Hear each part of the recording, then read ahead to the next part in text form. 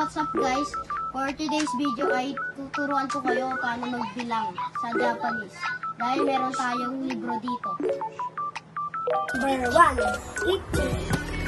Number 2, Me.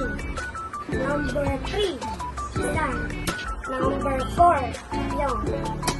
Number 5, Go. Number 6, Roku. Number 7, Nana. Number 8, Hachi. Number 9, Q. Number 10, Ju. Number 11, Juichi. Number 12, Juni. 13, Jusan. 14, Juyong. Number 15, Jugo. Number 16, Juroku. Number 17, Junana. Number 18, Juachi.